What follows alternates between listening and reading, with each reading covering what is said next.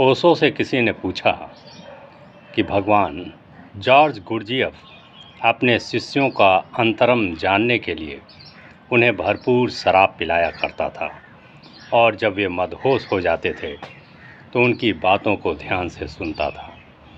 आप भी ऐसा क्यों नहीं करते? तो ओशो ने कहा कि कृष्ण तीर्थ, तुम बुद्धू के बुद्धू ही रहे और मैं क्या कर रहा हूँ। रोज़ पिलाता हूँ, सुबह पिलाता हूँ, सांझ पिलाता हूँ। गुरजियफ जो पिलाता था वह स्थूल था, मैं जो पिला रहा हूँ वह सूक्ष्म है और सूक्ष्म का नशा ज़्यादा गहरे तक जाता है। स्थूल का नशा तो स्थूल तक ही जाएगा। अंगूर की शराब शरीर के पार नहीं जा सकती, लेकिन और भी शराबें हैं जो देह के पार जाती हैं। मैं वही तुम्हें पिला रहा हूँ। संगीत की भी शराब है, मौन की भी शराब है, ध्यान की भी शराब है, और जो श्रेष्ठतम है उसे वेदों ने सोम रस कहा है।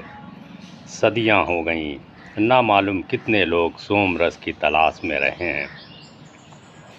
वैज्ञानिक हिमालय की खाइयों में, पहाड़ियों में सोम रस किस पौधे से पैदा होता था उसकी अनथक अन्वेषणा करते थे। अब तक कोई नहीं जान पाया कि सोम रस कैसे पैदा होता था और सोम रस क्या था। वे जान भी नहीं पाएंगे। सोम रस स्थूल बात नहीं है। सोम रस तो ऋषियों के पास, उनकी सन्निधि में, उनके मौन में, उनके ध्यान में लयबद्ध हो जाने से मिलता था। वह किन्हीं पौधों से नहीं मिलता था, वह किन्हीं फलों से नहीं मिलता, वह किन्हीं फूलों से नहीं मिलता। वह तो जिनकी चेतना का कमल खिला है, उससे जो उठती है सुवास, उससे जो उठती है गंध, उससे जो आलोक बिखरता है, उससे मिलता है। सोम चंद्रमा का नाम है। साधारणता व्यक्ति सूर्य का अंश होता है। साधारणता सभी सूर्यवंशी होते हैं, सिर्फ बुद्ध पुरुषों को छोड़कर। सूर्यवंशी होने का अर्थ है कि तुम्हारे भीतर ऊर्जा उत्पन्न है, जैसे बुखार में हो, विक्षिप्त है।